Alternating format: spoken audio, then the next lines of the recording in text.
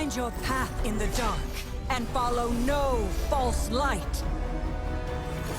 Oh, that's a cool level up, dude. That is a cool level up animation. Except, And follow no I gotta false say, light. I'm not a fan of this thumb, dude. This thumb is oh man, I like girls with pretty hands, and this thumb is like I think of nightmares. What the hell is that, bro? Please, Riot, please don't tell me that's a thumb, dude. Come on, Riot. I'm gonna have nightmares about that. What? Thumbs are supposed to be smaller, dude. You know, it's like, imagine if this was my thumb. Imagine if this was my hand. Imagine if this was my thumb. Yo, my name is Diana. Look at that. This is what's happening here. She's got like a mutant thumb, chat. I can't not see it. She has an index finger for a thumb, dude. This is not supposed to be a thing. Oh, come on. You just ruined the champion for me, right? If this is the level up animation, I gotta see this every time. I can't play her. It's actually unplayable. There it is. Dude, Cosmic is such a bro, dude. What a good job he does. Cosmic, thank you very much every time.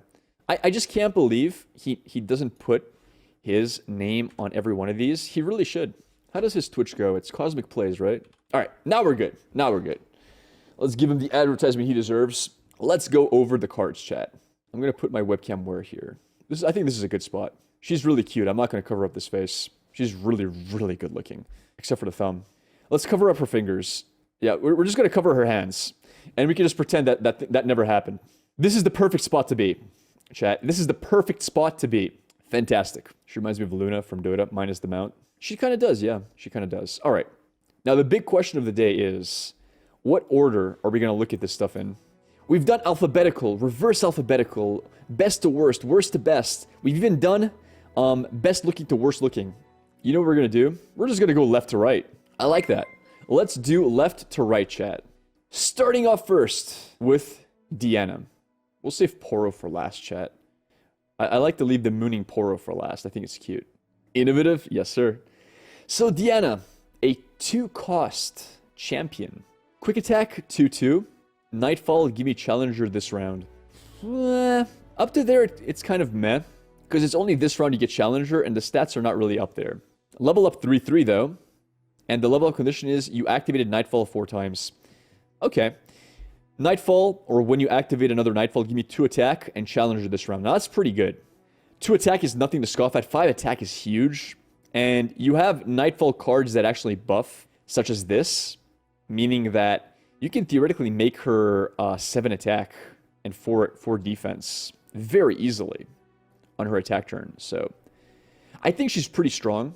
I think the idea, it's not super hard to level up either. Like, you don't need to have her on board to level up. She can level in hand. And she can level on board pretty quickly as well, depending on how much Nightfall you run.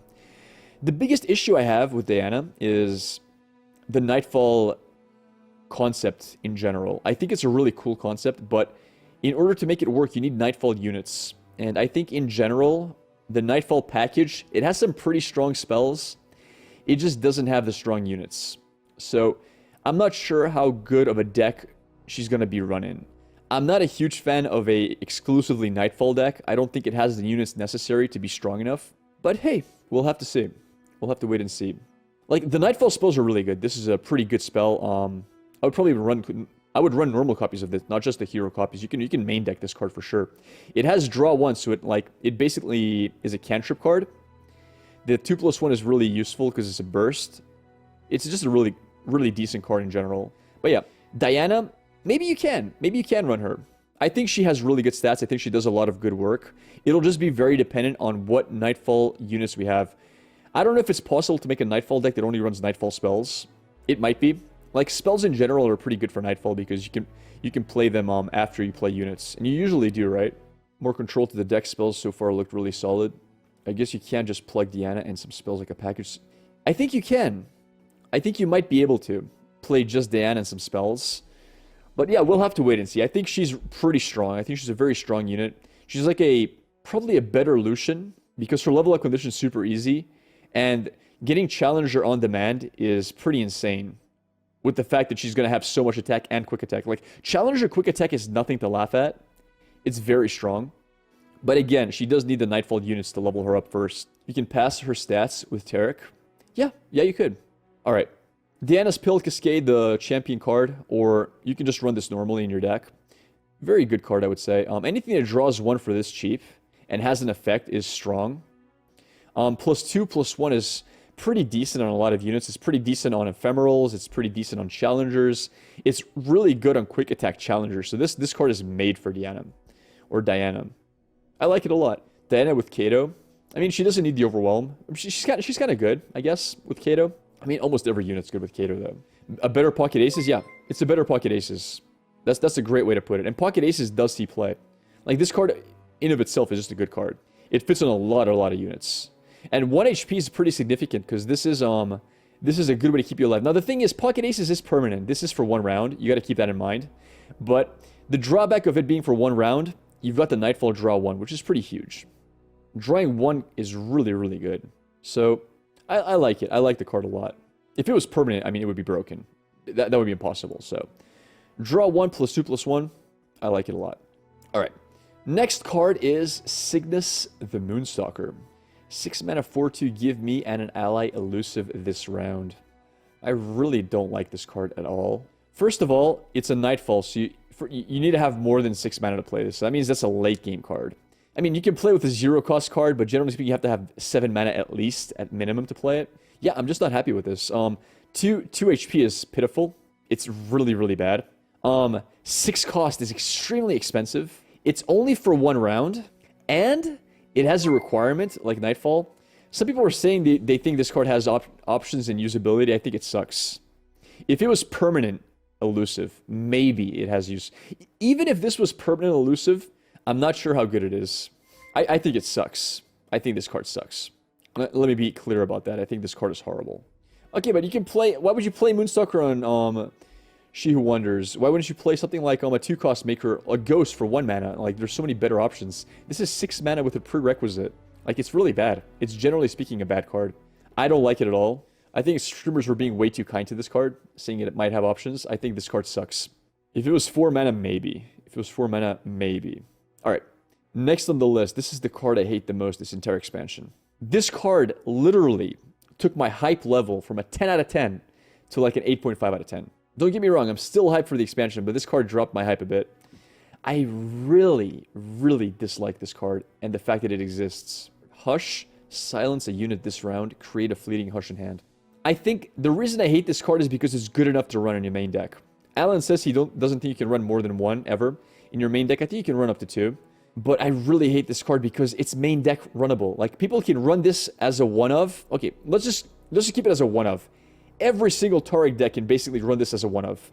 In their main deck, without dropping their win percentage by much. It's a main deckable card. Which means it literally makes so many archetypes unplayable. How do you play Braum after this? This silences champions, chat. It silences your champions. How do you play Braum? With a lot of buffs with this card. How do you play Tryndamere with this card? How do you play Anivia with this card? How do you play elusives with this card? It's just 1 round. Yeah, but you do this during combat. You just trade off the hero. It silences Ezreal. It silences Karmas. It just makes so many deck archetypes feel bad to play. Like, imagine playing elusives. You have a board with 3 elusives that are super buff going face.